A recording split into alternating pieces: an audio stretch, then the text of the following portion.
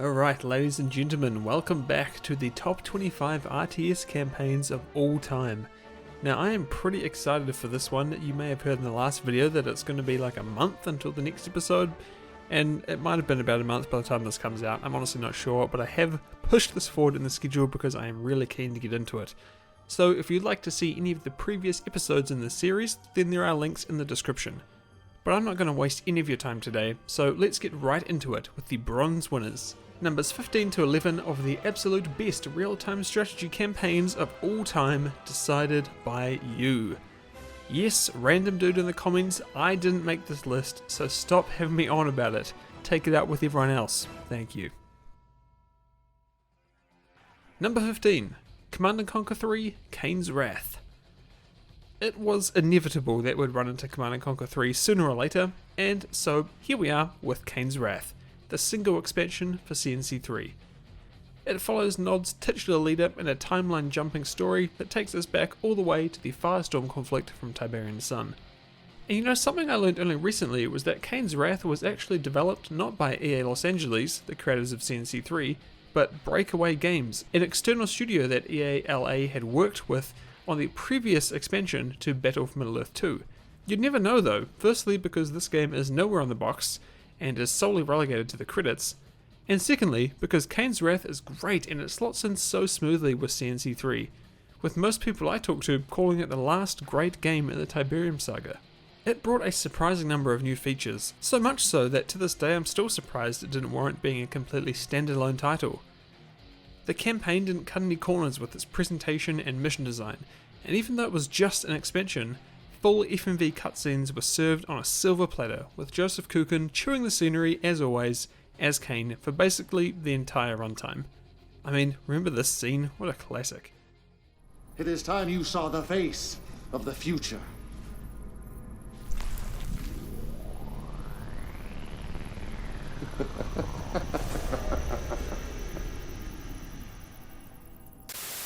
It's sad to remember that Kane's Wrath was the last great entry in the series before the dark times of CNC4 and beyond. But you know what they say, don't cry because it's over, chant in the name of Kane because it happened. Number 14, Command & Conquer Tiberian Sun. Oh boy, what a classic. I am so glad to see Tiberian Sun make a showing here, as this is a game that I just have absolutely massive nostalgia for.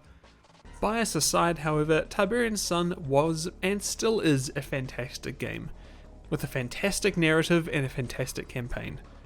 It was a real evolution from the first CNC, retroactively named Tiberian Dawn, bringing much more of a defined visual style while also being absolutely dripping with atmosphere.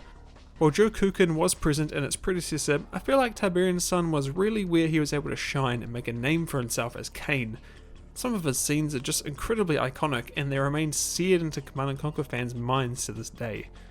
Tiberian Sun also continued with the series' tradition of having separate campaigns for both Nod and GDI, and here the factions were also much more diverse than they were in Tiberian Dawn, making for a campaign that was massively enjoyable at the time, and still a blast if you don't mind the dated visuals and mechanics.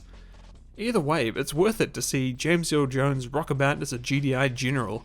Like, seriously? What else do you need? Number 13. Command & Conquer Generals. Man, what is this, the Command & Conquer show? Today apparently it is. What is there to say about Generals, except for, don't abuse me if it's not my favourite game?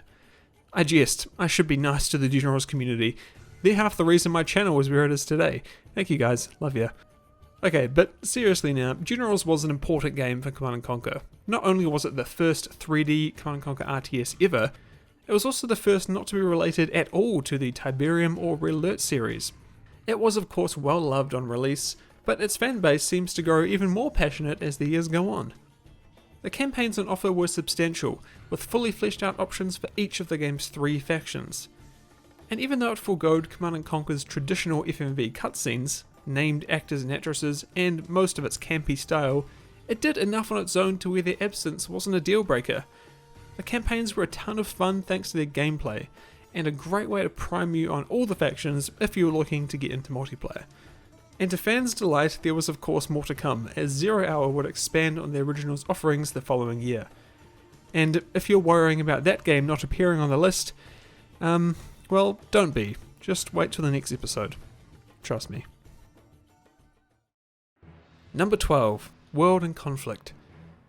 After seeing Soviet Assault on the last episode, some of you rightly commented that you would surely see the base game somewhere later down this list.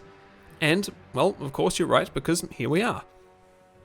After 2 attempts with Ground Control and its sequel, World in Conflict was Massive Entertainment's third go at real-time strategy / real-time tactics, this time leaving the future behind and moving forward to the past years of the Cold War. And while it's not that either Ground Control wasn't very well received or well liked, but World in Conflict became the game to accelerate massive success and really put them on the map. It was critically acclaimed and a commercial success, but what I've always found most interesting is that despite it clearly being targeted and designed as a competitive multiplayer game, Massive took the time to create a well-produced, high-budget single-player campaign that made the game worth buying even for those who were just interested in that alone. You play as a voiceless young sergeant in the US Army who's been caught up in resisting the Soviet invasion of the United States. And it's up to you and your allies' job to figure out how you're going to push back the invasion force and reclaim America, hell yeah! The story features great characters, even if they are a bit one-dimensional, and has some genuinely heavy moments. I'm looking at you, Bannon. 07. It's possibly the best Cold War gone hot story in gaming, and paired with its expansion that we discussed last time, makes for a fantastic package today. Especially if you've never played it. And if that's you, stop this video right now and go play it. Trust me. Grab it on GOG, it's a great time. Number 11. Age of Mythology. This is a game I got a lot of comments about on the last video, so I hope all you AOM fans out there are pleased to finally see it. And even though it didn't crack the top 10, it is literally as close as you can get. Age of Mythology was Ensemble Studios' way to step out from their historical cage built around them thanks to the success of Age of Empires 1 and 2.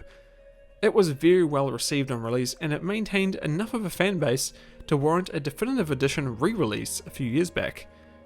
Now, I caught a lot of flack when I reviewed Age of Mythology for saying I didn't really like the campaign, and I get where you're coming from, I really do. Its flashy for the time presentation, especially when compared to Age of Empires, was quite something, and its narrative following the mythologies of different ancient civilizations was a fresh take that clearly resonated with a lot of people. It helped that the game really did look great for the time too, being one of those rare early 3D RTS games that holds up very well today visually, and I think you can thank the fantastic art direction for that one. Age of Mythology was a hallmark game for real-time strategy, and while we haven't had a sequel yet, I'd say it's more than possible that a revitalized Xbox Game Studios might make that happen. If there's any series that deserves it, it's this one. And that's that for today, a bit of a quicker one, but I thank you very much for watching, and for those who voted earlier this year, pat yourself on the back for making this list, people, thank you. If you want to see the silver and gold winners, then subscribe and hit the bell, and you'll be notified when those videos go live over the next month or two. And if you'd like to support me and what I do here, then you can do so over on my Patreon, or here on YouTube via a membership. I've recently added a new bottom tier for just $1 that gives access to our re-emerged Discord server, so if you want to join, then that is the best way to do it. You'll join legends like Jack Walsh, George Rain, Nutty Jawa, Overlord Jeebus, Crizzy218, T-Edits, Crispy Robo Chicken, Takayo, David DeBolye, and Standby for Systems Nominal, who supports me at the Paladin tier. Thanks a lot. So again, thank you all very much for watching, and I'll see you all next time.